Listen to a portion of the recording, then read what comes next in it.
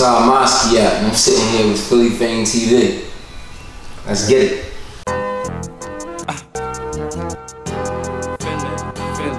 Philly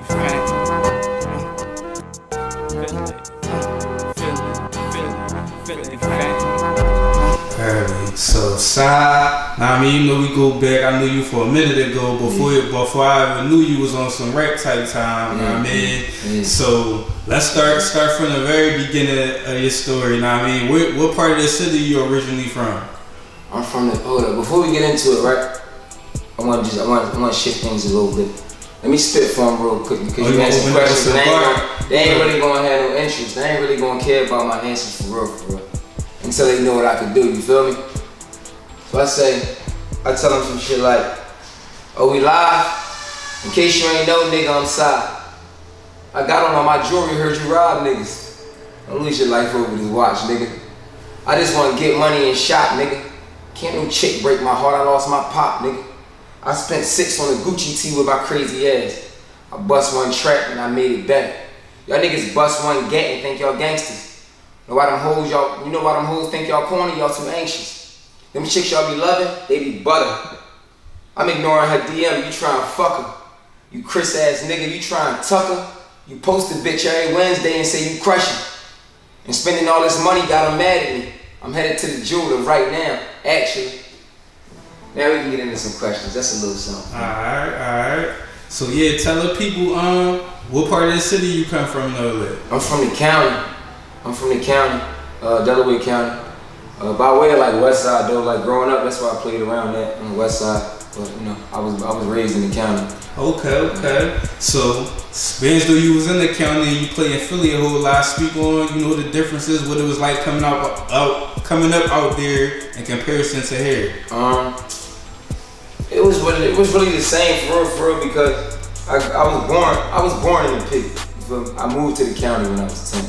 So my whole family from Philly, you feel me? It's just, you know, your family start doing a little better, they move out the hood a little bit, you feel me? So it wasn't really like a transition or nothing because my pop still lived in the pit. That's where I was at every weekend. My grandma was in the pit every weekend. And the West Side was just the closest part of the city to the county, so that's where all my friends was at. That's where I was throwing all my little parties was at. That's where my clothing line first started popping at.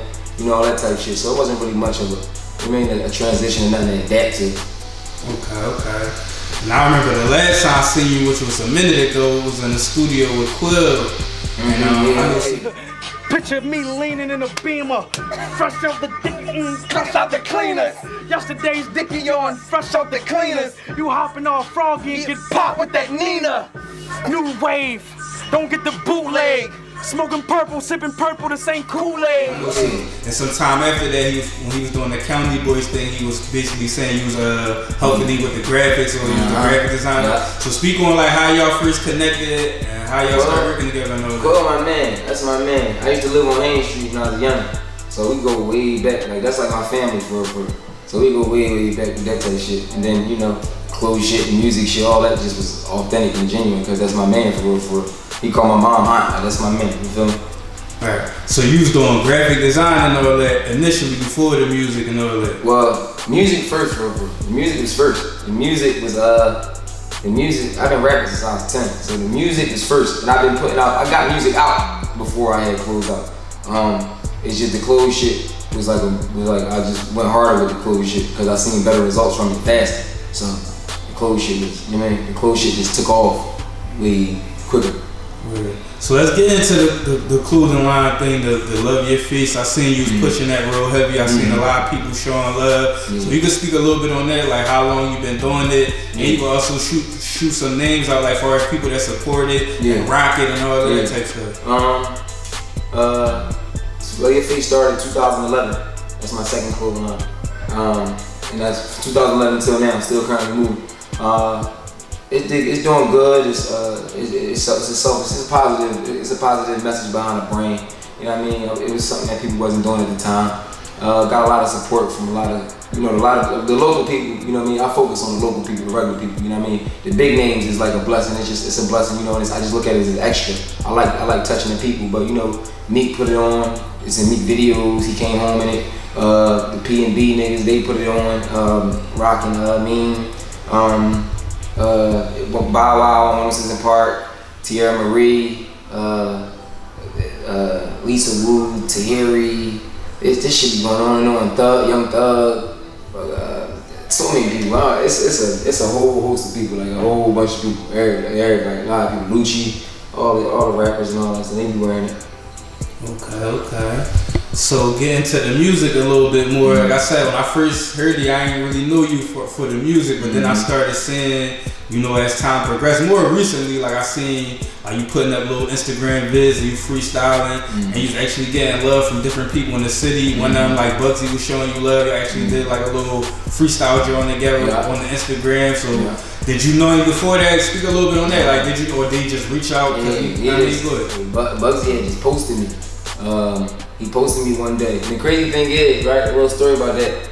Me and one of my managers, Jade, we in the well because we talking about the Grease. The video is called 365 Days of Grease. So for 365 days consecutively, I'm putting up a freestyle video on the gram.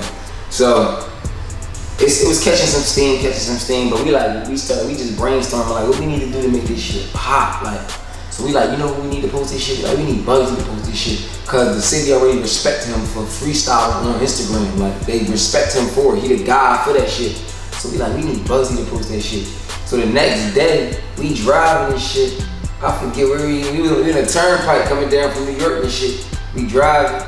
So my phone is going off. So I just pull my phone out and I show it to him. I'm like, yo, look at this shit. And Bugsy had posted it. He like, I fuck with, he like, I like this nigga. That shit went crazy on his page, like super crazy on his page. Then the next day, he pulled up on me. I was in the city, he pulled up on me. Like, yo, let's do a video together. Like, I want you to be in my Slick Talk Sunday joint, and then I'm gonna get in your Grease joint, you know what I mean? And from there, we just be vibing, you know what I mean? Right. And also, you got some love from, I want to say, I don't want to misquote it, because it was a little, a couple weeks ago, a month or something like that, but I think it was Miss Jade posted it. Yeah, said she was her cousin or something like that. Yeah, me and Miss Jade, that's folks too. That's folks.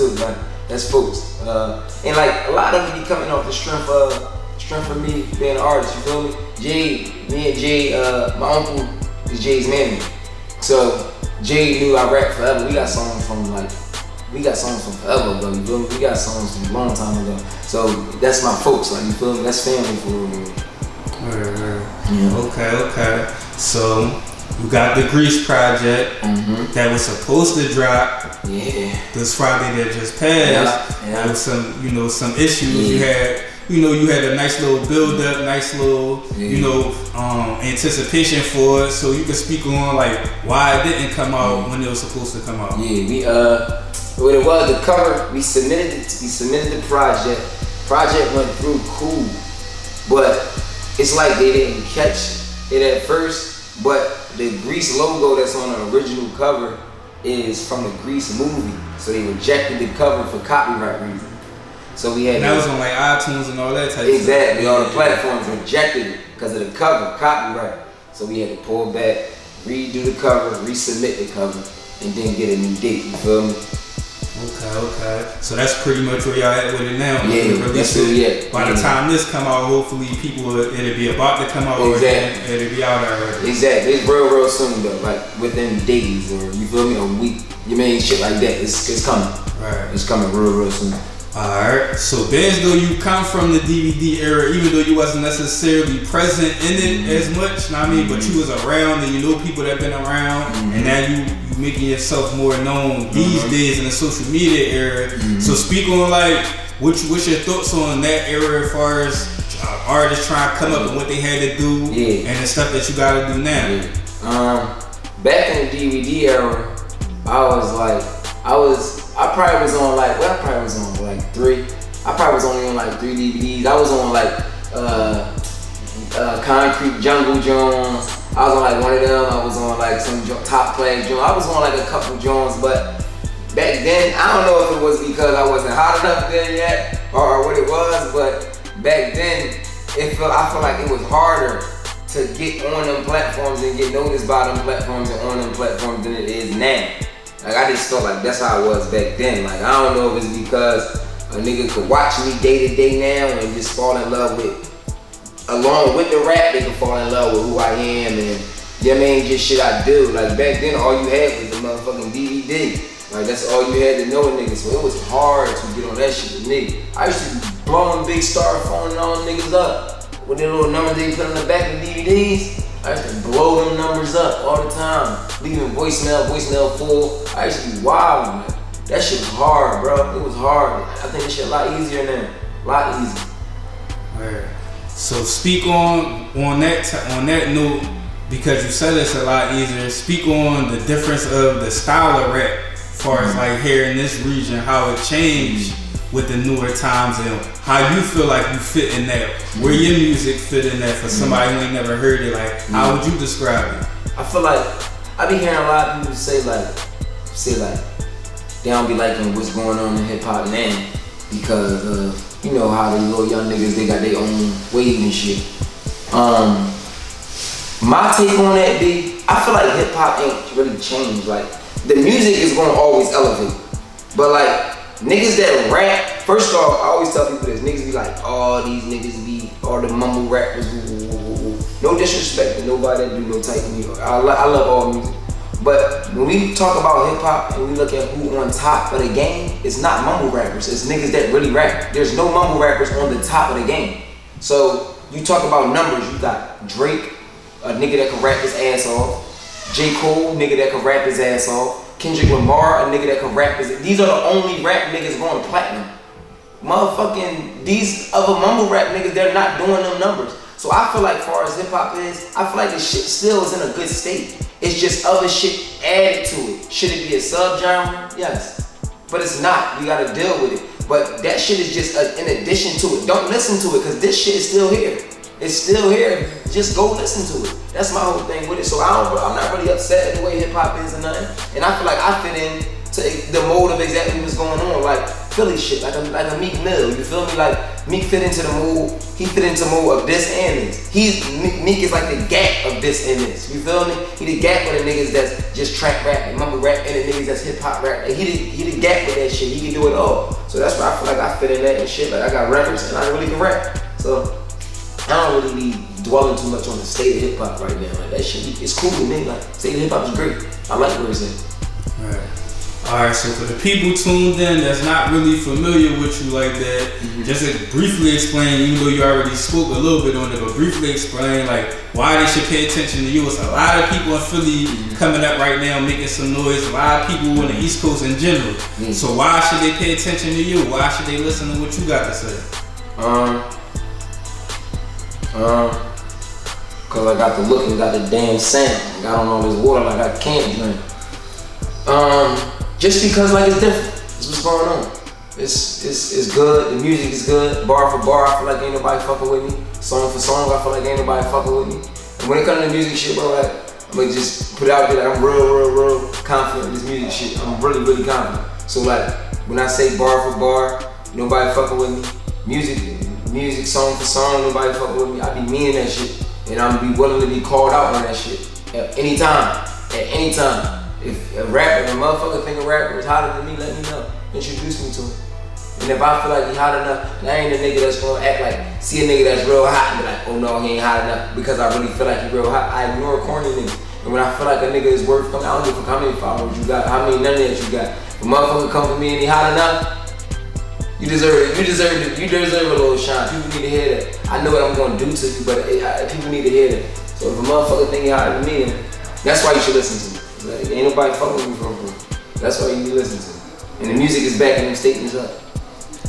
So speaking on the music, like we explained, like the project should be coming soon, if not out by the time they see this. But what about the other music that you got out? I mean, let them know where they can find that. My last project I dropped last year, April. It's called Teeth. It's named after my homie that got killed. We re-releasing that through the platforms, you know, the Apple Music, the iTunes, Apple Music, the Spotify's, all that shit. We re-releasing it through there, but right now it's on my SoundCloud, and it's gonna be on my SoundCloud until it hit the platform. So if you're watching this and you go to my SoundCloud and you don't see it there, then that means it's on the platform. So go to the platform to listen to it. If it is on my SoundCloud, that's where it's at. It's not on the platform shit. But that's out right now. And then my SoundCloud got a host of shit on there. Videos on YouTube and shit. Like it's music around. It's a lot of music around. Okay. Go ahead and plug the Instagram and all that, how they can follow you, stay updated with everything you got going on. Every platform I'm on, Mosquiat, every platform. SYMOSQUIAT. That's every platform I'm on. Mosquiat. No spaces, no underscores, no gaps, none of that. Everything right there. No numbers, nothing. Mosquiat. Alright. Good. So anything else you want to touch on, speak on, address, let the people know before we get up out of here? I appreciate y'all. Everybody that been rocking with me, I appreciate. Everybody that's gonna see this interview and then rock with me, I appreciate. Everybody that love me, I appreciate. Everybody that hate me, I appreciate. Everybody that say my name every day to somebody else, I appreciate. No matter what way you say my name. Just keep your name going. Let the next person know that I'm an artist. I don't give a fuck what you say, what kind of artist I am, how you feel about me as an artist. They can make their own opinion when they get to me. So just keep on letting people know that I'm an artist and keep spreading the word till this thing blow up. Alright, man, on that note, man, we signing out. F.A.M.E TV, Mosquiat. Stay tuned, Grease.